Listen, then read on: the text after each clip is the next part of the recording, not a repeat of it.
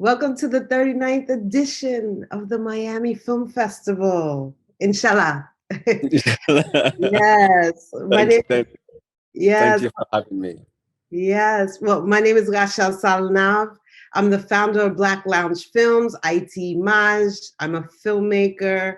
I have a film called Madame Pipi in the festival, and I'm one of the guest programmers at the festival this year. So I have lots of jobs, okay? Absolutely. Too And many hats. yeah, a lot of Yeah. hats. So I want to give a warm welcome to Khadar Ayderus Ahmed, um, and just say thank you for just such a beautiful film, Gravedigger's Wife. And I want to ask you, do you know how to play American baseball? Or do you know the concept of American baseball? um, First of all, thank you for having me. It's really a great honor, to have, the film, at Miami Film Festival and having, programmed by you is such really great honor. And I couldn't be happier. And yeah, but about American baseball, I have seen a couple of films, about it, but I'm not familiar with it. Well, I'm only saying that as a metaphor to say you hit a home run. Oh, So the first bat when they throw the ball and you hit yes, it, and it goes, and you can just skip around to all the true. Yeah, bases yeah, until you hit the home run. You hit a home run because this is your first directorial debut. It's your first feature narrative film that you've written and directed, and I just want to say bravo because in all thank you, aspects, thank you, it's actually thank you. one of my favorite films this year. Oh, Watching it, thank like you. so beautiful. And I just want to ask, you're so young looking. I don't know how old you are, but being that this is your first feature film, how were you able to go so deep in the themes of love and death? Love Mm, and death. It was, how did you go so deep, being that yeah, you're writing it? This is your first feature. yeah.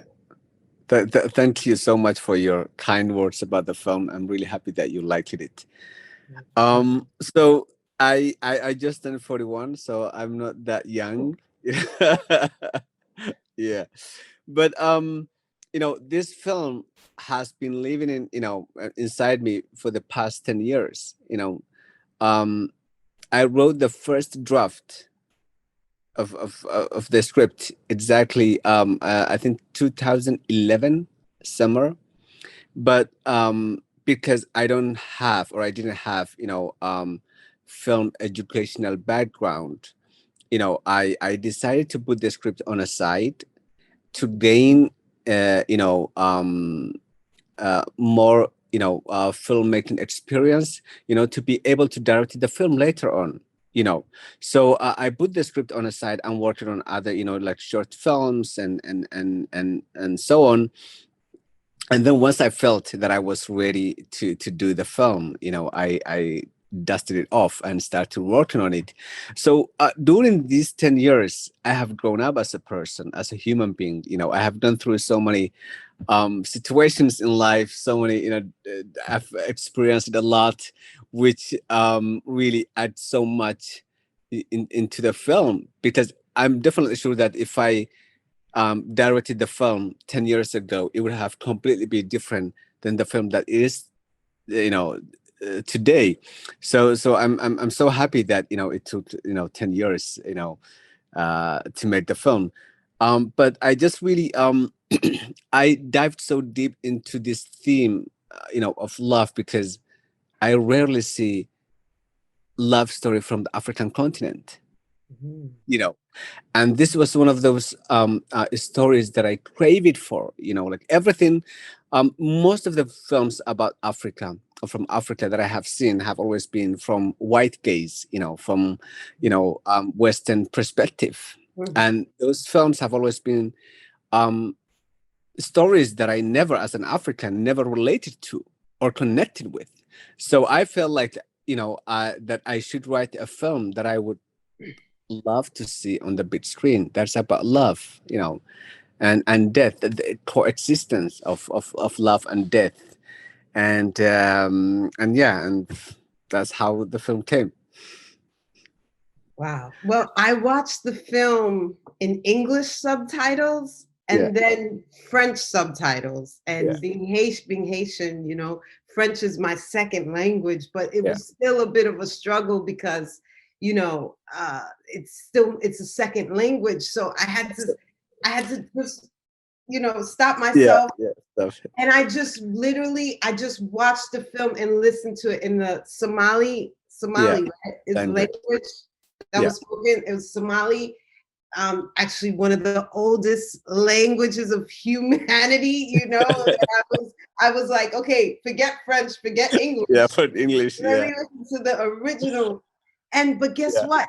You made it so easy for me to do that because the mannerisms were universal. The movements, the action, you didn't use a lot of dialogue. absolutely. There wasn't a lot of dialogue. So how did you feel about that process of having less dialogue and more action? Yeah, because I grew up watching a lot of Bollywood movies when I was a kid. You know, Bollywood. Bollywood movies, Oh yeah. you know, Okay. Indian movies, Indian movie. and at the time they had absolutely no subtitles, and there was absolutely no dubbing. So I would sit through 3.5 hours movie without understanding a single word, but I would understand the entire story, because the old Bollywood, the 90s and 80s Bollywood films are about just like this young poor from a poor family falls in love with this girl from a rich family, and there's kind of like Romeo, and kind of like stories. They always had the same storyline, so it was just really easy. Just the cast were different, but the storylines have always been the same. Yeah. And so and then when I arrived in Europe and I started watching movies, sometimes I would get lost in the translation. Like in the subtitle, I would just be reading this because the characters, the story, like they talk a lot, they speak a lot. So I would just really um spend most of the time reading the subtitles rather than watching the film. You Yeah. know, so in this film, I really wanted to invite the audience to be a part of the film. I didn't want them to just sit and watch and read the subtitles, but I want them to be a part of the film, to be in there with those characters. Yeah. So that's why, and I'm more of a visual person than actually. Writing dialogue is the most difficult for me. you know, Yeah, well, I was gonna ask. So the leads. I mean, I've watched a lot of interviews online about yeah, uh, the way in which you selected your leads, who were amazing, and also they're non-actors. One is a beautiful top model, the other, Omar. I he's, don't know much about he's, his he's a background. youth worker. He's a youth worker in Helsinki. Oh, okay. So, how did you talk about the casting process and then also the idea that you didn't have much dialogue? How did you direct them, with this whole Yeah, theme of love and yeah. death? Yeah. So Omar is a youth worker in Helsinki, and he acted in my first short film that I wrote. Okay. And so when I was writing the script, I knew that there were not that many professional Somali actors that I know, in Finland. And so he was just a natural choice for me from the beginning. And he was because he was my friend. I was like, okay, Omar, he at least had some sort of experience, so I was like, we just don't continue, from there. But I knew that finding a Somali woman to act in that role would be very, very challenging, Right. and very difficult, because Somalis can be extremely conservative, sometimes, really. And I knew that I would, even if I found one, it would be very challenging to really just throw into that character and be vulnerable, and be also because it's a very intimate story. So a Somali woman who would just allow herself to be that intimate would be very challenging. I'm not saying that she wouldn't be found, but I'm just saying that it would be very challenging. And so when I saw a poster of Yasmin, I was so happy, and I was like, "This is her." Without even talking to her, I just saw this poster of her, and I was like, my God, she's beautiful, you know. And then my mission was just to get a hold on her, to just talk to her, and then see how she reacts to it. And Yasmin was so kind and so open-minded and so fun, that she just really immediately after reading the script, agreed to it. So these two were my first and only choice from the beginning. Wow. I never thought about anyone else for Wow. those roles, because I had the confidence that if I get these two, I would get the best out of them. Wow. Yeah. But how? And But so how did you get it out of them? How did you like? and How did? and and before I answer that, also the kid Khadar who plays Mahad, Okay. I Okay. found him 2 weeks before the shoot. Oh. 2 weeks before the shoot. So I and we didn't have like time, because Yasmin is based in Canada, Omar is based in Finland, and the young kid is based in um Djibouti, 3 different continents. Oh, wow. Well, And we didn't countries, countries. absolute countries and Yeah. continents as well. And we didn't have the budget to really bring them all together and to do rehearsals and stuff like that. So Okay.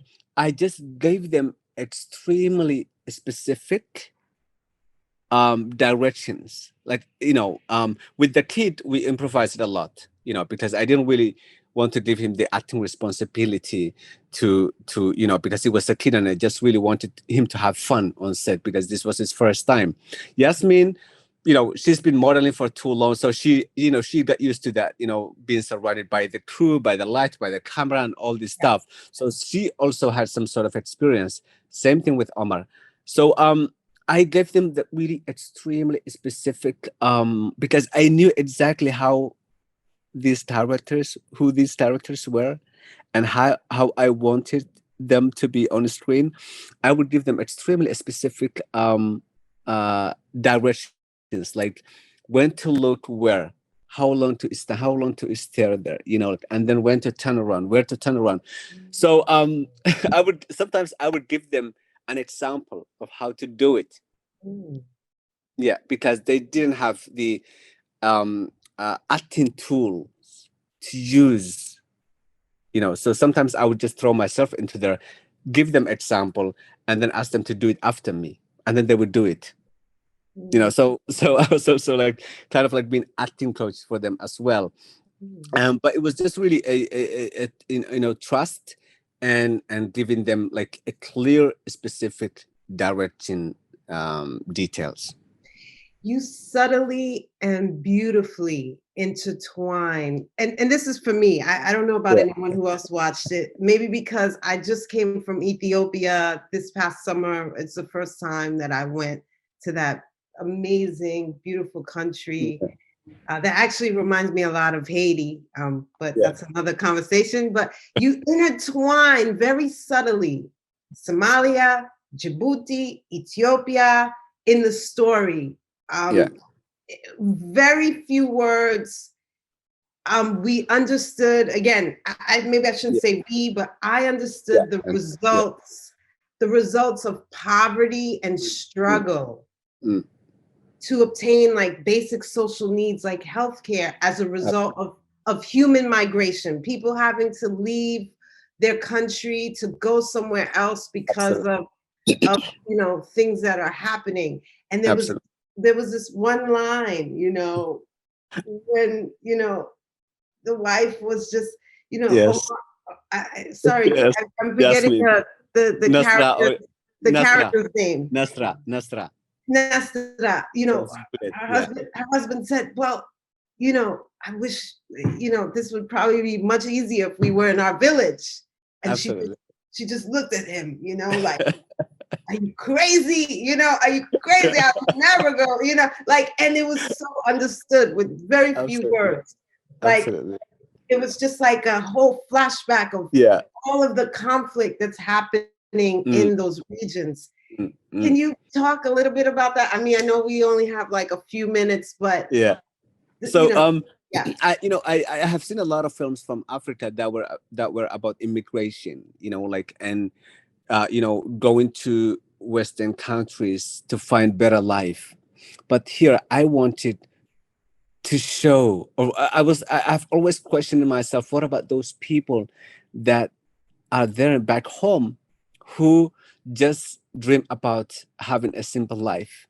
What about them? Don't their dreams matter as well? Because we always tell those stories of those who immigrate to Western countries to find better life. But what about those people who were born there, who want to live there, and who want to die there as well? Like my aunts, my cousins, my neighbors, and everybody else. So that's why I really one of the reasons why I wanted to keep everything within the continent. And even that line where Nasra tells Dulet, she's reminding him of their dream about putting Mahad, one of the best schools, and then traveling around in Africa, because there's so much to see in Africa. It's such a huge continent. It's so beautiful.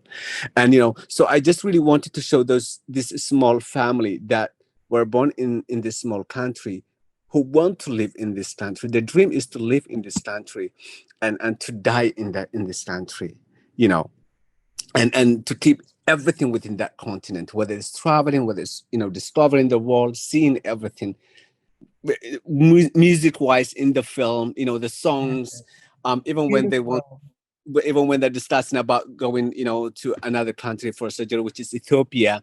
I really wanted to keep everything within the continent, just about the continent, this small family. So and yeah, and just to invite the audience to be a part of it, to give that space to be a part of it, to think, to try to think what the characters are thinking, what they're going to say next. Because often I sit in the cinema and I watch a film and everything's moving too fast, and it's like, and I have absolutely no idea. I have no idea what's happening, and I feel restless. But I just wanted everybody to sit down, enjoy, to think, to be a part of the film, and I'm glad that came through. I'm really glad that Yeah, that. I mean, again, I think maybe because of the connection, Yeah, yeah, I was looking for it and I got it, and you just yeah, really, it was so well written and well, you know, uh, presented with the yeah. actors. It was great. 39 years, Miami Film Festival has been screening independent films. 39, oh, almost 4 decades. Sure. Okay. This is the first film from Somalia in Miami. Yes. First. Yes, the I, first. I I really, really, really wish I could have been there in person to Yes. present the film Where to. are you, by the way? Where are you in the world? I am in the UAE at the moment. Dubai. Yes, in Dubai Wow. at the moment. Yeah. Okay. But tell me a little bit more about these first, because you're first time narrative director. For like tell me about the This journey, how the this film. I my only dream was to have this film made. I never thought about being the first of this and the first of that. That has never been an achievement or a goal for me. I all I wanted was just to make this film, and I made this film, and I was so happy that I made this film. And then suddenly, I'm seeing so many first like historic moments of the first this and the first that and the first, and I'm just really overwhelmed. But I'm because I have worked so hard for this film, and I have worked so hard, to be where I am today. I'm so happy that all these are happening for the film, not for me, because I'm not letting any of this get into my head and start thinking like I'm some sort of something, because this wasn't like an overnight success. This is something that I have worked so hard for it. So I'm just really enjoying at the moment. But I'm happy for the film. But it's and I'm happy that it's finding its own ways to to film festivals and to into different continents. But this is not something that I'm really it's sad to think in a way that this film is the first of many, the first of this and that, because I wish there have been so many other films, before this film. In 2022, we are still in that Yeah. at that point where it's like Yeah. episode the first. Yeah, Exactly. yeah. But you know what? There's no better time than now. Inshallah. No, Inshallah. inshallah. Inshallah. There's no Inshallah. better time. The time is Absolutely. now. The time is now. Absolutely. We've run out of time. I thank you so much. I wish it have been going on for more. Yeah, longer. yeah. I mean, Yeah. I know that so many people watching the film probably have a lot of questions. I definitely wanted to ask you more about the diaspora community. Yeah. Oof. All around the world, the Somalis all around the world. We will talk. We will talk more. Yeah. Of the. Yeah, I'm sure they're very proud of you. I'm sure Absolutely. the film community in Somalia is also proud of you. Absolutely. And you have no idea. It's been crazy, of all the message and all the congratulations, and all this inspirational, message that I'm getting from kids, from young, cinephiles, telling me that how my film inspired them to really become, filmmakers, or like to inspire them or push them to actually, take steps, into becoming filmmakers. It's just really overwhelming. yeah, Really. and then also, quickly, you're Finnish. Is that how you pronounce people from Finland are Finnish. Finnish? Yeah. Yes, Yeah, definitely. you're also a Finland resident citizen, and I'm sure they're very proud of you too. They financed most of the production of the film, so Absolutely. congratulations. Like I Thank said, you. Thank you you. hit a home run. Everybody. Yeah, maybe you want to think of baseball, but let me Absolutely. stop. Absolutely. Or Anyway, make a film about baseball. Yeah. yes. Well, thank you so much. Thank you, everybody who's Thank you. joined the Miami Film Festival virtually to watch Gravedigger's wife, Yes. Khadar. Thank you, Rachelle, for Many having me. It's blessings, really a and pleasure. It's really a yeah, pleasure. Thank you. hope, Thank you. hope to see another Somali film in a few Absolutely. I years. hope so too. Okay. And thanks to everyone for coming out to see the film. Thank you for the support. I really hope you enjoyed watching the film as much as I enjoyed making it.